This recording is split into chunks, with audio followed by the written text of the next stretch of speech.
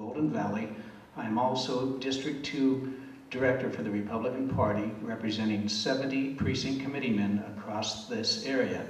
It's an area encompassing from Mojave Valley to Golden Valley, with the beautiful Bullhead City in between. In our district, we have about 67,000 citizens, about 16,000 Republicans, and 10,000 independents, also known as disgruntled Republicans. So I am here, and out of those 70 precincts, there's only 2 of whom have expressed objections to the call of the public, and that's the Supervisor Sockwell and his wife. So let me give you an example, Mr. Zomri, since you asked for one. There was a gentleman that's here today who was deeply impacted by actions of the Planning and Zoning Department based upon planning and zoning decisions made by the department or by the commission in the past. This gentleman was denied a renewal of his home office permit out in the middle of Golden Valley, which resulted in the loss of his appliance repair business. He was then forced to go to work for other appliance repair and HVAC people. At one of these job sites, he was up on top of the roof at Laughlin, and he had a sunstroke, which resulted in him contracting, and I think I'm speaking for about 4 other people that asked me to speak, so I was asking for about 5 minutes maximum. 2 minutes is really, well, well, let me just say this. You got 2 minutes.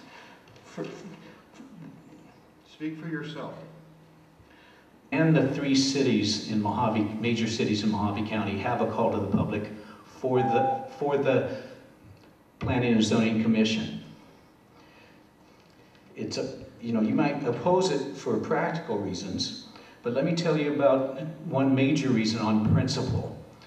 That is the principle that our Declaration did give us the right to life, liberty, and pursuit of happiness. And then what is more impactful on those rights guaranteed to us but land and use zoning planning decisions?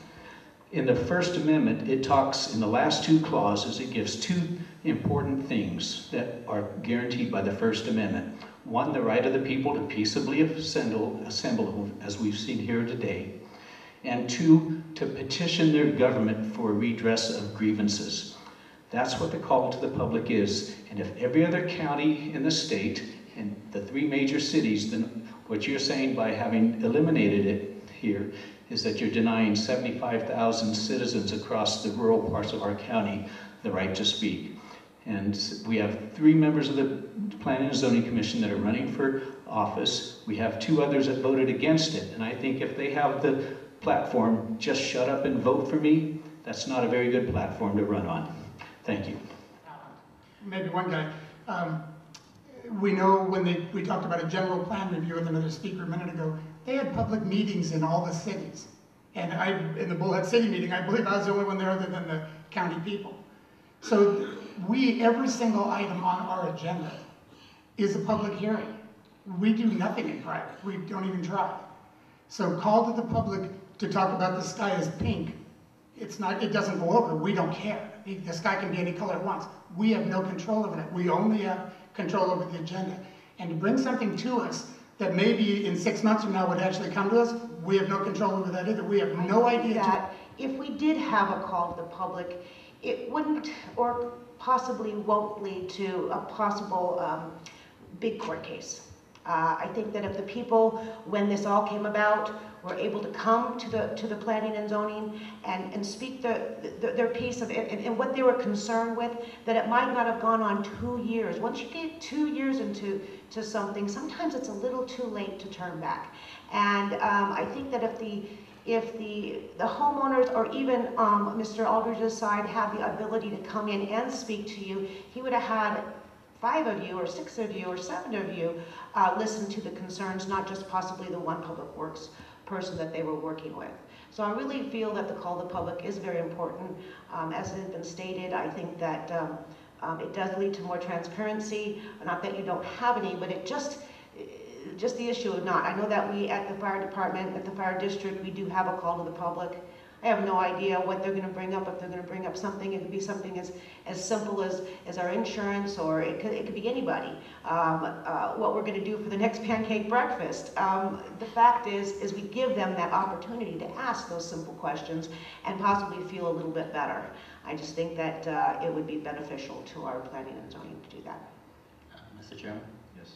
I have a couple of questions to ask you. Are you a candidate for the supervisor? Yes, I am, sir. Okay.